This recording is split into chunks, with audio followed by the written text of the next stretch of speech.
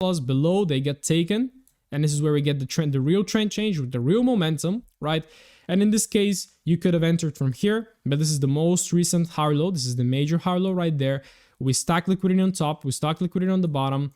The market taps in right there and then gives you the take profit. Okay, still we have some liquidity here, some liquidity right there, taps into the major higher low and continues to go on, right? So great example of fake trend change. There's another one, right?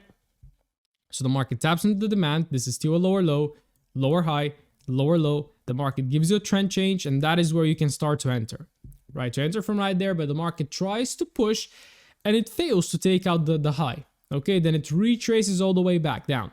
You can still look to enter here. Okay, you enter right there, the market still gives you a reaction, but again, remember, liquidity hasn't been grabbed yet. Okay, and then what the market does, comes in, takes out the stop losses below this area, and then again gives you the real trend change at the bottom, gets you the entry, and then goes on and hits take profit. Okay, so in this case, this trend change was fake. It got taken right there, and after it got taken here, what we simply have to wait for is for the next trend change to occur, and then we take our trade. So very, very, very simple approach and very powerful. The next one is flat highs and lows liquidity. Very simple, very straightforward. The only difference you have to make here is the direction of those flat highs and lows, right? So this is a very simple, it's flat, but it's a little bit subjective because like sometimes the market can be moving amazingly, but it could be a little bit flat, right? So it's slowly moving, corrective in nature, it's making structure, but it's very choppy. And this is where you usually have like the trend line liquidity. And depending on the direction of the trade, it can either be used as inducement or it can be used for targets. Okay, so I have a couple of examples right there how we can look at liquidity this way. So here we have a trend change. This is our major high low. This is where we want to take a long trade. And then the market usually does this. This is what I call in my community the runaway setup, the runaway type of liquidity, which we're not going to be covering in this lesson. And this is pretty much, again, flat lows. What is flat lows? It's liquidity.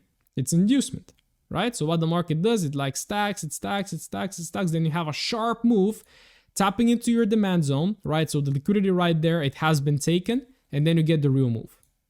Okay, so this type of liquidity is used as inducement because it makes people buy from here, buy from here, buy from here. Where is their stop loss? Below, they got taken, and then we run. Okay, so this is the flat lows when they're used as inducement. And in this example, we have flat highs that are used for targets, right? Because again, we're looking to long on this market. We have all the confluences. This is where we want to enter. And what happens is that the market starts stacking lower highs and lower lows against us. What does this make people do? It makes them short, short, short. Where is their stop loss? Above. So when we actually get an entry, you're going to see an impulsive reaction. And where is the target? Of course, above the flat high. So this right now is not inducement. This is flat high, which is used for targets. Okay. And then the next one is like a double manipulation. We see this happening very often, right? You have a range. The market takes out the high, it takes out the low, right? So liquidity collected on top, liquidity collected on bottom, and then it's usually going to go in the direction, right? So this is very tricky to trade, and I do not advise trading this. Okay. Takes out the high, takes out the low, then wait for the real direction to be introduced. Wait for that trend change or structure break, and then just simply wait for the correction and the market to impulse. Okay, so that is flat highs and flat lows liquidity. There's an example, right? I think we had a look at this example. It was from one of the hard time frame charts we had, right? So you can see here, we have a base supply. Sellers are entering here, sellers are entering here, sellers are entering here, right? But we also have a little bit of a demand going on right there. Buyers enter there, buyers enter there, buyers enter there. What happens is that the market takes out all the buyers. So everybody got a stop loss right there on this flat price action.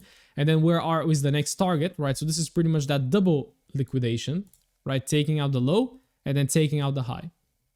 Okay, so when you see price action like this, compressing, be prepared. And usually it's gonna get taken, as I previously mentioned, with a lot of speed.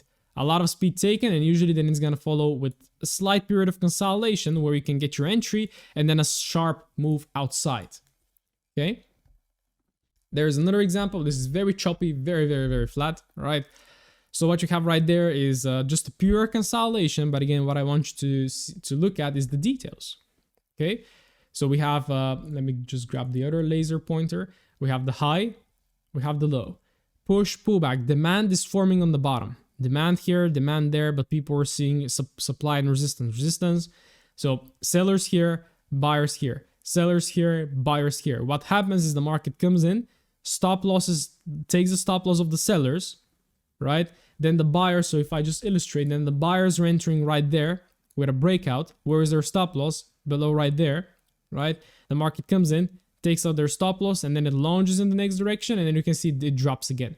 So what we have right there is that double manipulation. We had an overall range, right? The market accumulated, stop loss at the bottom, stop loss at the top, then it made a massive manipulative move higher, and then it massively dropped lower. So this is probably news.